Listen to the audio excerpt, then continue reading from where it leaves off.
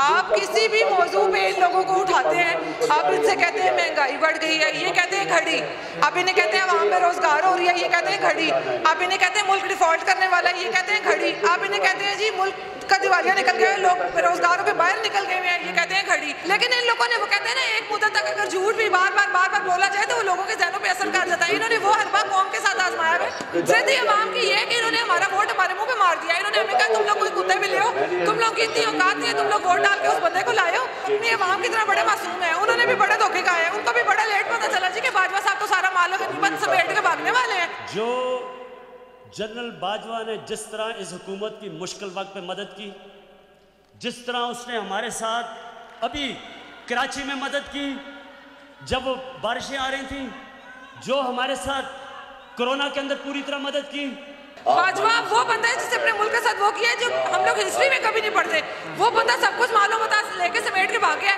आखिर में आप उस बंदे का बयान देखें, वो चीफ ऑफ आर्मी स्टाफ था भाई। उस बंदे ने बयान दिया कि मेरी बीवी और मेरी बहू जो है वो खुद अपने एहसासों के जिम्मेदार है। कैसे जिम्मेदार है? मुल्क पे पैसा नहीं था।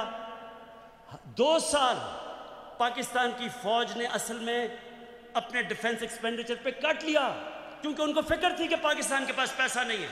सारी मेरी फॉरेन पॉलिसी तो आज पाकिस्तान की फौज और जनरल बाजवा हमारे साथ खड़े रहे हैं।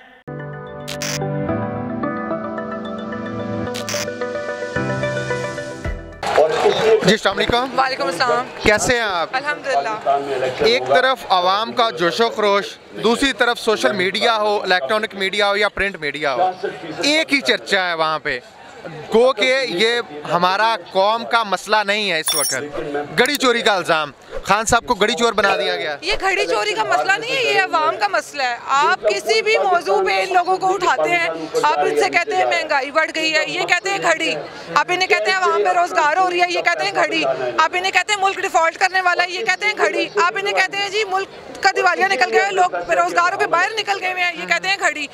आप इनको किसी भी मौजू पे उठाएंगे, आप इनको कहेंगे फलाना मर गया, फलाने के, इन्होंने कहना है घड़ी घड़ी घड़ी घड़ी घड़ी घड़ी इनके मुंह पे मारे, जान छुड़ाएं। घड़ी तो उस बंदे ने जायज तरीके से बेची है जी। घड़ी तो उस बंदे ने, वो तो कह रहा है उसने तो पेपर्स पूरे किए हैं। लेकिन इन लोगों ने वो कहते हैं ना, एक मुद्दत तक अगर झूठ भी बार बार बोला जाए तो वो लोगों के जहनों पे असर कर जाता है। इन्होंने वो हरबा कौम के साथ आजमाया है। लेकिन इन सबको पैगाम है कि अवाम बेवकूफ नहीं है। अवाम तो कहती है खान की घड़ी तो क्या वीडियो निकाल दे, हम तो वो भी देख के कहेंगे खान को नहीं छोड़ना। अब सिर्फ एक सोल्यूशन है, आप ईवीएम के थ्रू इलेक्शन कराएं और आप देखेंगे कौन जीतता है, क्योंकि अवाम तो खान के साथ खड़ी हुई है। ये बात तो बिल्कुल मानने वाली नहीं है कि घड़ी का इल्जाम लगा के वो इतने बेवकूफ नहीं है कि इलेक्शन जिस तरह से आप कह रहे हैं वो करवाएं और हार जाएं इलेक्शन। क्या वो करवा देंगे? देखें, ये तो आपके सवाल में आपका जवाब है। आपने मुझे कह दिया कि वो इलेक्शन कराएं और वो हार जाए। उनको पता है उन्होंने हारना है, उनको पता है 2 तिहाई तो बहुत गलत बात है, 3 तिहाई से वो जीत जाएगा। वो बताए खान ने तो पहले भी मुकाबला कर लिया था जी। ये तो चंद एक लोटे बिक जाने की वजह से ये मसला हुआ है। इन्होंने हमारे मुंह पे, जिद्दी अवाम की ये कि इन्होंने हमारा वोट हमारे मुंह पे मार दिया। इन्होंने हमें कहा तुम लोग कोई कुत्ते बिल्ली हो, तुम लोग की इतनी औकात नहीं है, तुम लोग वोट डाल के उस बंदे को लाए हो। ये हमारे साथ जाती, इसलिए अवाम ने जिद पकड़ी है। अवाम भी अब कहती है वोट कराएं और खान को लेके आए। लेकिन बात फिर वही कराएं और खान को लेके आए।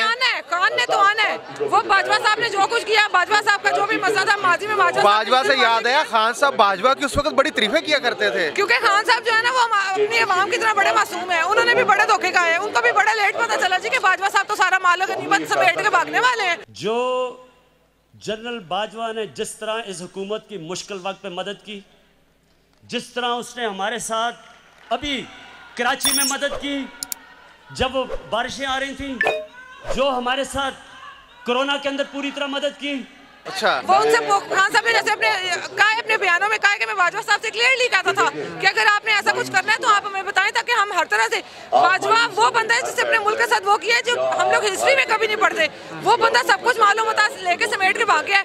आखिर में आप उस बंदे का बयान देखें, वो चीफ ऑफ आर्मी स्टाफ था भाई। उस बंदे ने बयान दिया कि मेरी बीवी और मेरी बहू जो है वो खुद अपने एहसासों के जिम्मेदार है। कैसे जिम्मेदार है? मुल्क पे पैसा नहीं था।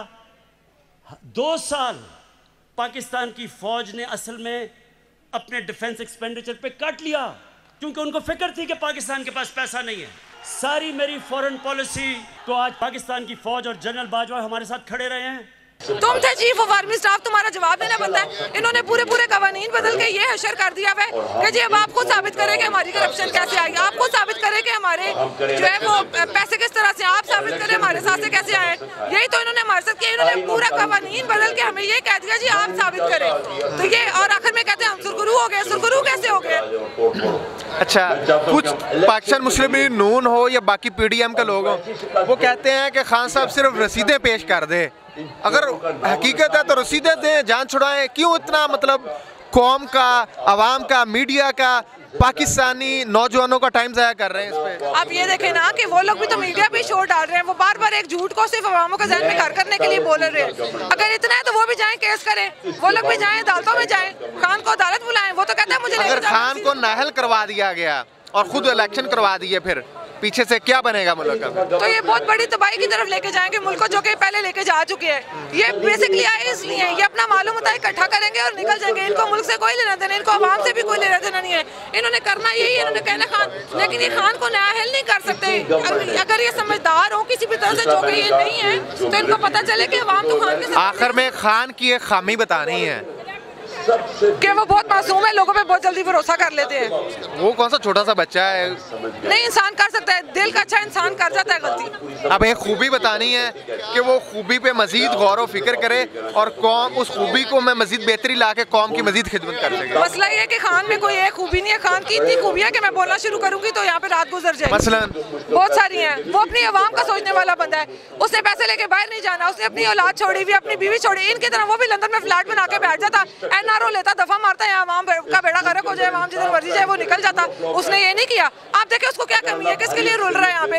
यहाँ पे कोई और होता है, इन सब की तरह हमें बेच बाच के निकल जाता। तो यही उस बंदे की सबसे बड़ी खूबी है कि वो अब तक यहाँ बैठा है। ये मेरा आखिरी सवाल, मौलाना फजल रहमान साहब कहता है तहरीक इंसाफ की जो खवातीन हैं, लड़कियां हैं, वो डांस के लिए, फहाशी के लिए, ज़मीन करने के मुख्तलिफ तरह के ऐसे बयान आता है कि मुझे शर्म आ रही है वो दोहराते हुए। एक तो जी है कि वो मौलाना नहीं है और वो सिर्फ फजलू हैं, और रहमान भी उनके नाम के साथ लगाना जो वो गुस्ताखी है। अल्लाह ताला बड़े नाराज़ होंगे अगर आप उनके साथ मौलाना लगा लें।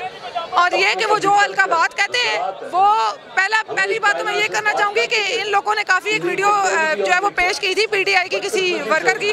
PTI को जलसे में कोई बंदी थी जिसका ये कहते थे जी कि ये लड़कियाँ इस तरह कहती हैं। खान खुद इमरान खान ने कहीं आके किसी लड़की को ही नहीं कहा। अगर किसी ने कहीं पे कोई ऐसी घटिया बात की है तो खान उसका जिम्मेदार नहीं है। और फजलू ने जो बात की है वो अपने घर की औरतों के बारे में कह रहे होंगे। हर लड़की है और पूरी अवाम ऐसी नहीं है, पूरी अवाम की बहनें बेटियां आपके घर में, हमारे घर में, यहाँ पे सब मौजूद है, क्या कर रही हैं? तो ये बात गलत है, उनकी बात ही गलत थी, सिरे से गलत थी। चले, थैंक यू बहुत।